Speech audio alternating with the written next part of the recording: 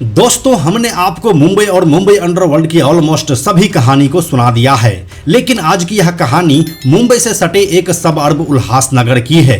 उल्हासनगर मुंबई शहर से करीब 50 किलोमीटर दूर है। वैसे तो उल्हासनगर के बसने की भी अपनी एक अलग कहानी है और उससे भी दिलचस्प है इस शहर के अंदर पावर गेम की कहानी। यह एक ऐसे गैंग और गैंग वॉर की कहानी है जिसे मीडिया में ज्यादा जगह नहीं मिली, लेकिन आज के इस वीडियो में हम आपको पूरी कहानी सुनाने वाले हैं। कैसे सिर्फ एक शख्स ने पिछले 50 सालों से इस शहर पर कब्जा जमाया हुआ है और किस तरह से यह गैंग हाजी मस्तान से लेकर दाऊद इब्राहिम तक से संबंध रखता है। बेहद ही दिलचस्प होने वाली है आज की यह कहानी, इसलिए आप इसे आखिर तक जरूर देखिए, बहुत मजा आने वाला है। हेलो एंड नमस्कार, मेरा नाम है प्रशांत और आप देख रहे हैं बेजोड़जोरा.com का यूट्यूब चैनल। दोस्तों, हम सबसे पहले आपको उल्हासनगर की एक संक्षिप्त कहानी सुना देते हैं, जिससे कि आपको आगे की कहानी सुनने में और ज़्यादा मजा आएगा। उल्हासनगर का नाम उल्हासनगर इसीलिए पड़ा क्योंकि यह शहर उल्हास नदी के किनारे बसा हुआ है, या फिर यूं कहें कि इसे बसाया गया है। साल 1947 में जब भारत आज़ाद हुआ और बंटवारे के बाद पाकिस्तान के सिंध प्रांत से जितने भी हिंदू भारत आए, उनमें से सबसे अधिक लोगों को यहीं पर बसाया गया। धीरे धीरे एक ट्रांजिट कैंप शरणार्थी शिविर के रास्ते होता हुआ एक समृद्ध शहर बनता चला गया। इस शहर को, जिसे कागजों में उल्हासनगर कहा जाता है, लेकिन वहाँ की सबसे बड़ी कम्युनिटी उसे प्यार से सिंधु नगर कहने लगी। सिंधी परिवार के वो 1 लाख से ज्यादा लोग जो अपना सब कुछ पाकिस्तान में छोड़कर यहाँ चले आए थे, उन लोगों को सब कुछ अब बिल्कुल शुरू से शुरू करना था। सिंधी लोगों के खून में ही व्यापार होता है और धीरे धीरे देखते ही देखते यह शहर व्यापारियों का एक नया घर बन गया। यहाँ पर कई छोटे मोटे कारखाने खुले जहाँ पर हर तरह के सामानों का डुप्लीकेट बनाया जाता था। व्यापारिक दृष्टिकोण से उस सामानों के ऊपर मेड बाय USA लिखा होता था। लोगों को लगता था कि यह सामान अमेरिका में बनकर आया है, जबकि इसका मतलब होता था उल्हासनगर सिंध एसोसिएशन, यानी कि USA। कुछ इस तरह से यह शहर फलने और फूलने लगा था। व्यापारियों का गढ़ होने की वजह से इस शहर की इकोनॉमी भी बहुत बेहतर हो चली थी, लेकिन जहां पर पैसा होता है वहां पर पावर भी होती है और साथ में होते हैं कुछ लोग जो इस पावर को मैनेज करते हैं।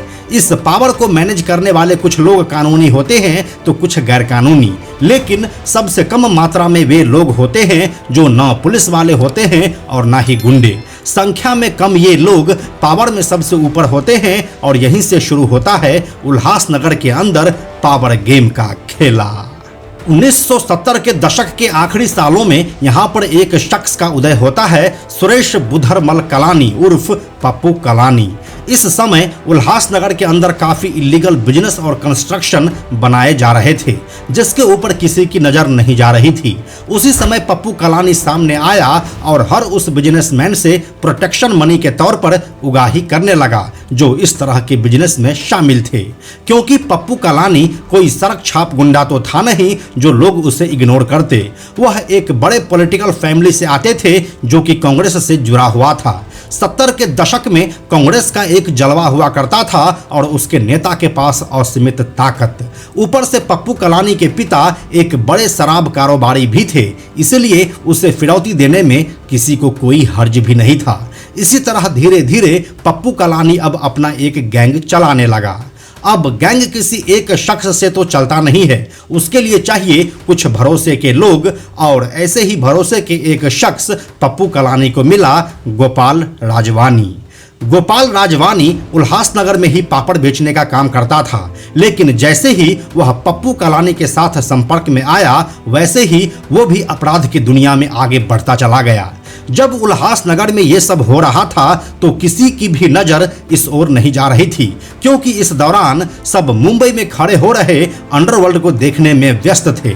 लेकिन इस बात का किसी को अंदेशा भी नहीं था कि इसी शहर से 50 किलोमीटर दूर उल्हासनगर में भी एक गैंग का उदय हो रहा है। जब इस ओर किसी का ध्यान नहीं जा रहा था, तभी ब्लिट्ज मैगजीन के एक पत्रकार A.N. नारायण ने इस बारे में अपने अखबार में लिखना शुरू किया। भारत में इन्वेस्टिगेटिव जर्नलिज्म के क्षेत्र में ब्लिट्ज अपने आप में मील का पत्थर था। यह एक ऐसा साप्ताहिक अखबार था जो सत्ता को हिला देने की ताकत रखता था। इसी साप्ताहिक अखबार में उल्हासनगर में पनप रहे अपराध के बारे में लिखा गया। जब इस बारे में लिखा गया तो पप्पू कालानी और गोपाल राजवानी का नाम भी सामने आया, जिसके बाद साल 1983 के अगस्त महीने में पत्रकार A.N. नारायण को उल्हासनगर के नजदीक ही विट्ठलवाड़ी रेलवे स्टेशन पर चाकू से गोदकर मार डाला गया। नारायण के शरीर में 25 अलग अलग जगहों पर चाकू से वार किया गया था। नारायण को अपनी मौत से काफी समय पहले पता चल गया था कि उनके लेखों से उनके जीवन में खतरा आ सकता है, और यही हुआ भी।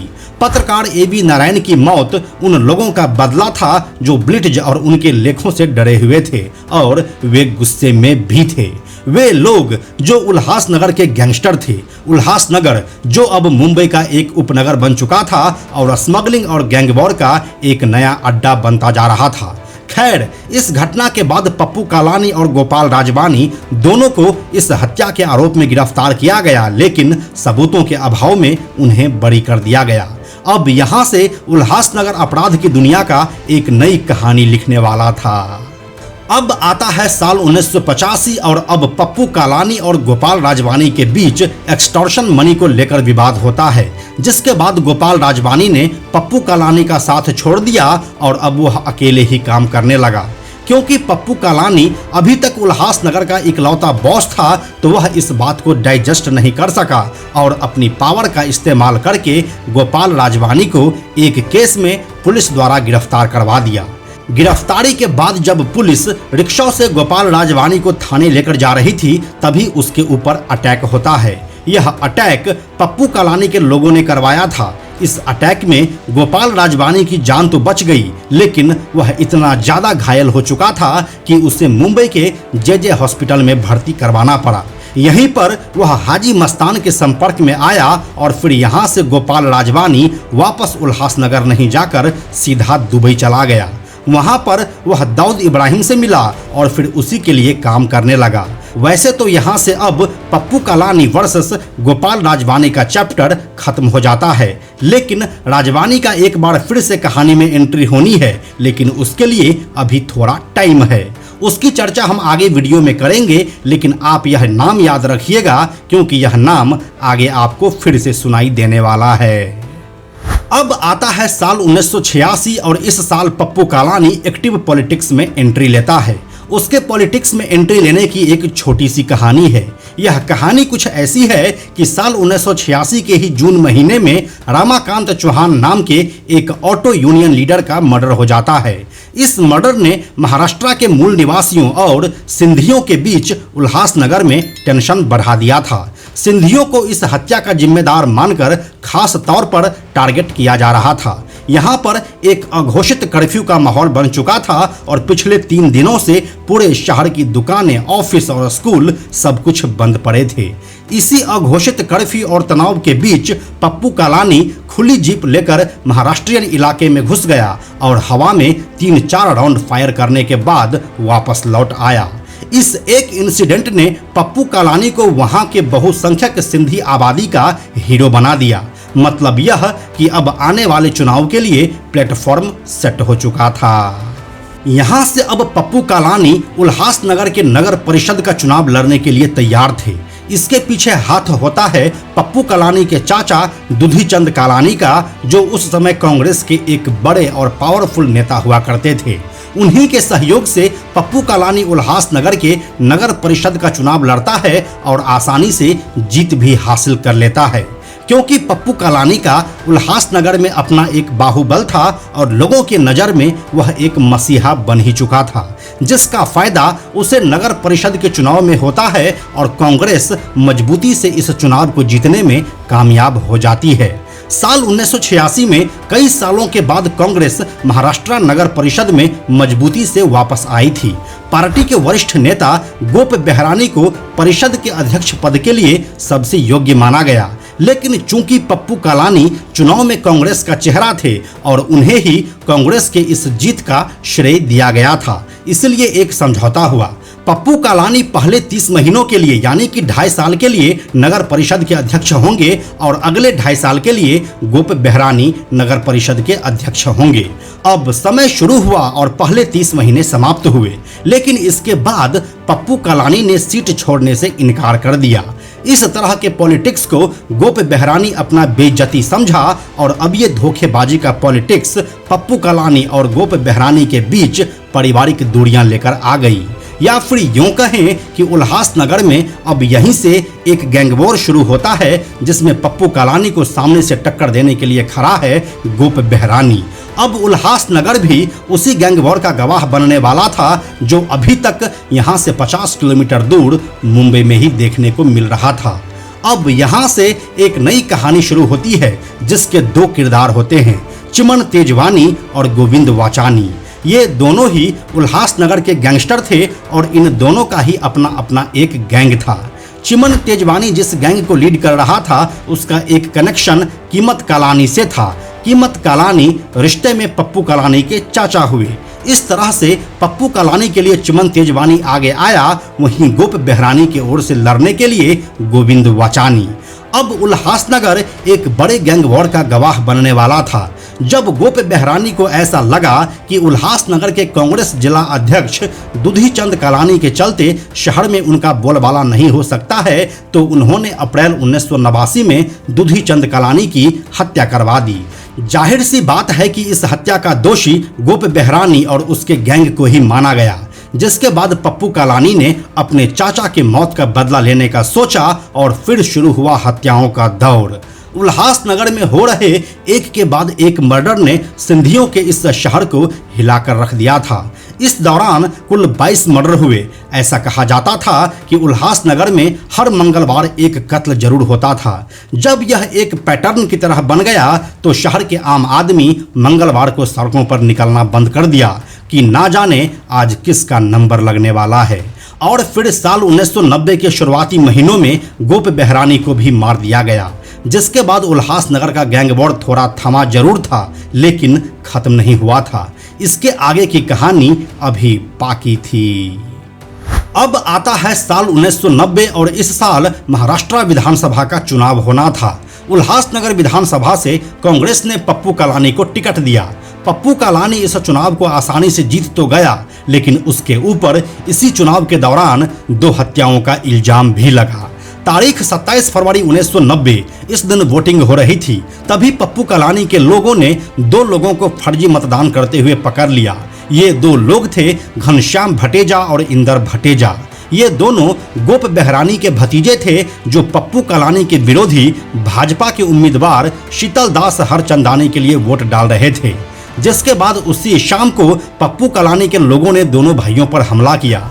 उस हमले में घनश्याम भटेजा मारा गया, लेकिन इंदर भटेजा बचकर वहां से निकल गया। यहां से निकलने के बाद इंदर भटेजा को पुलिस प्रोटेक्शन भी मिली। बावजूद इसके उसे 27 अप्रैल 1990 को पप्पू कालानी के लोगों ने गोलियों से भून दिया। इन दोनों मर्डर का इल्जाम पप्पू कालानी के ऊपर ही लगा, लेकिन इस समय तक वह कांग्रेस के एमएलए बन चुके थे और उसके ताकत में इजाफा हो गया था, जिसकी वजह से यह केस उस समय ज्यादा ऊपर नहीं आया।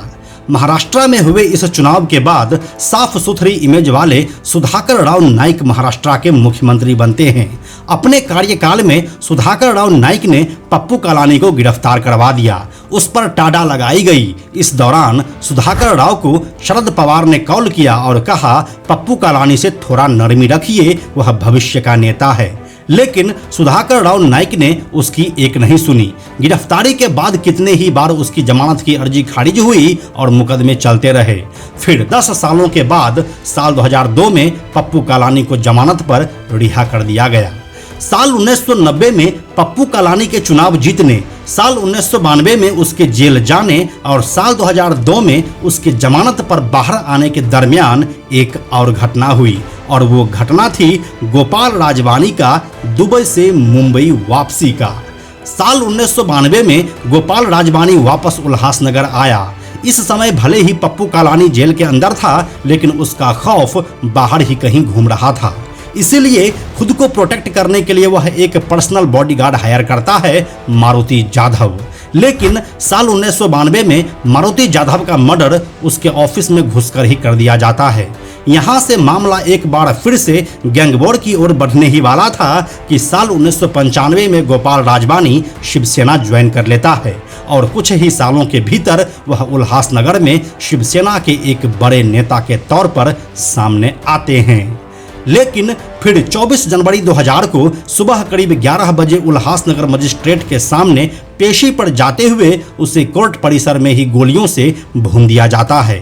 इस समय पप्पू कालानी वैसे तो जेल के अंदर बंद थे, लेकिन ऐसा कहा गया कि वह ही इस घटना का मास्टरमाइंड है। इस घटना के बाद से उल्हासनगर लगभग शांत ही रहा और फिर साल 2013 में घनश्याम भटेजा और इंदर भटेजा के मर्डर वाला केस खुला, जिसमें पप्पू कालानी को दोषी पाया गया और उसे आजीवन कारावास की सजा हुई।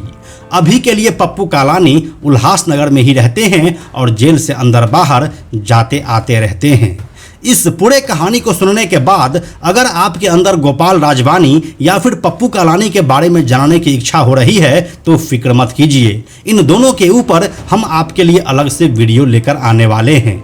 उस वीडियो में हम इस बात को विस्तार से बताएंगे कि जब गोपाल राजवानी दुबई में दाऊद से मिला तो फिर क्या हुआ और उस घटना के तार लोखंड वाला शूट आउट से कैसे जुड़ा।